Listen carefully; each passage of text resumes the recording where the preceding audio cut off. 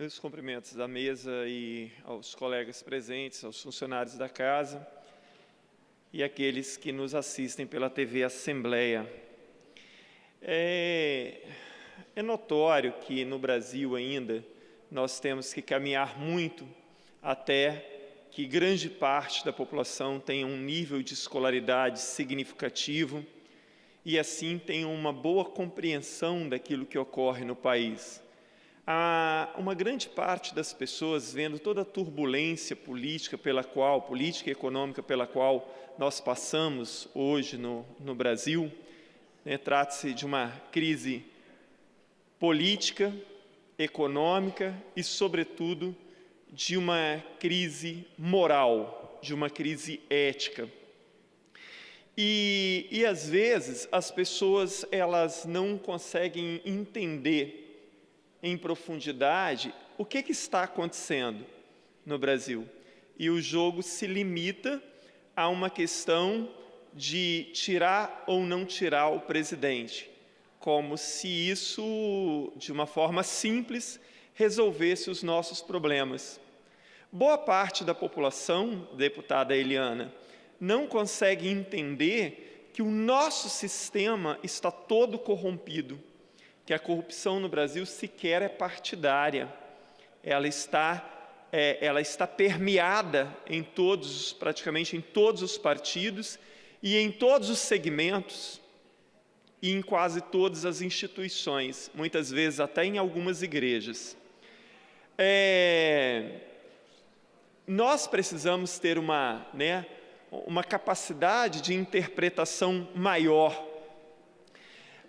Em 1945, um escritor inglês, ele lançou um livro chamado A Revolução dos Bichos. Provavelmente muitos dos senhores e aqueles que nos assistem em casa já leram A Revolução dos Bichos. Esse livro é um clássico. A Revolução dos Bichos é uma sátira, na verdade, do escritor George Orwell, ao sistema comunista implantado na União Soviética. Então, ele satiriza ali como os líderes soviéticos enganam o povo. Para tanto, George Orwell ele vai usar como metáfora uma fazenda, em que os bichos da fazenda, então, liderado pelos porcos, no livro dele, os porcos é que são os animais mais inteligentes e não os cachorros. Então ali, o gado, os cachorros, enfim, os porcos convencem aos animais de que eles são explorados o tempo inteiro pelo fazendeiro e que eles precisam matar o fazendeiro para formar ali uma sociedade ideal. E assim é. Os animais, então, matam os fazendeiros, os porcos tornam-se os líderes dos animais da fazenda, criam uma ideia utópica de sociedade, exploram o trabalho dos outros animais o tempo inteiro, e assim o livro se desenvolve, mostrando como os porcos enganam o tempo inteiro os demais animais, fazendo-os trabalhar. E o tempo inteiro, os porcos reafirmam a ideia de que os humanos são os grandes inimigos deles, que eles não devem se importar com os humanos, não devem se aproximar deles.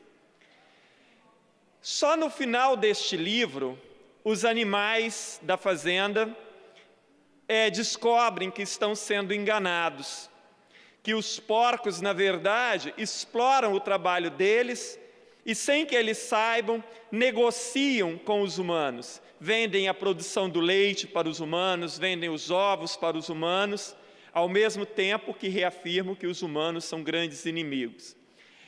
No final, o final deste livro é muito impressionante. Os animais ouvem, por lado de fora da casa, porque os porcos agora moram na casa do fazendeiro, eles ouvem gritos e risadas e aí se aproximam da janela e veem os porcos bebendo, fumando e jogando baralho com os humanos. E aí, os animais mal acreditam no que estão vendo.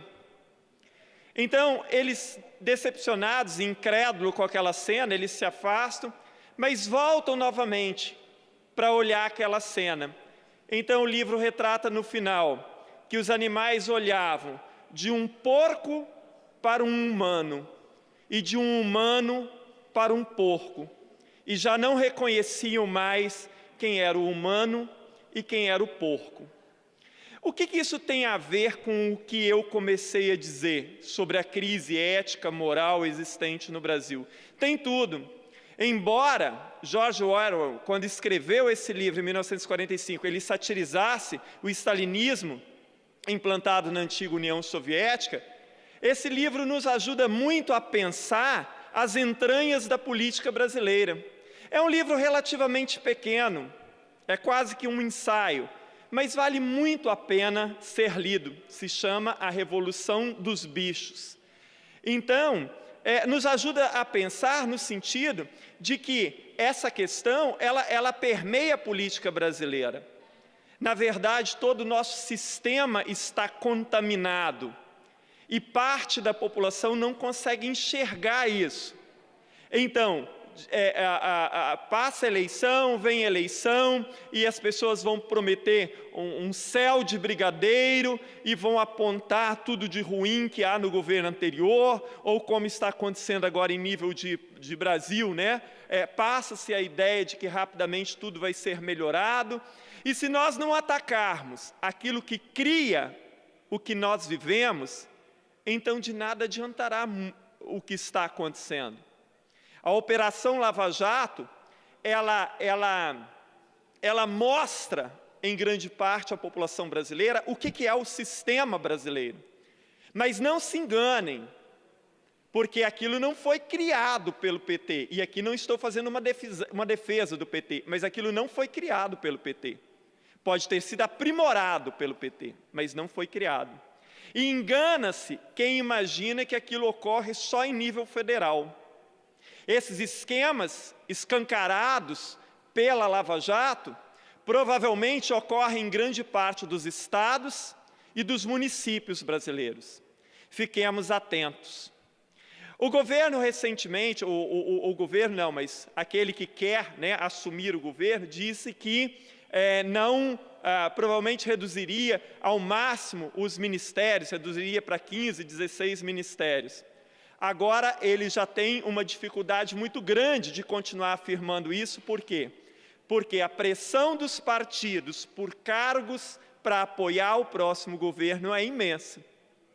Então veja o quanto no Brasil existe a falta do republicanismo, a falta do sentimento real daquilo que deveria ser prioridade para o homem público. O republicanismo, a ética, o comprometimento com a sociedade. Mas o que vemos, em grande parte no Brasil, é um fisiologismo imenso, um patrimonialismo imenso, onde se usa da máquina do Estado ou da máquina pública em benefício de determinados partidos ou em benefício de pessoas. Outro dia alguém me falava sobre a questão da meritocracia. Isso é secundário no Brasil em todos os sentidos. É só você olhar como são lotadas as secretarias de Estado e os ministérios. Porque eu haveria de pensar que no Ministério da Fazenda, no Ministério da Saúde, no Ministério da Educação, ou na Secretaria de Educação, ou na Secretaria de Saúde, ou na Secretaria de Agricultura, estivessem os mais competentes profissionais dentro de cada uma dessas áreas. E não é isso que acontece. Essas instituições estão lotadas ou estão loteadas pelos partidos, independente de competência ou não. Então, nós precisamos urgentemente no Brasil entender como essas coisas funcionam.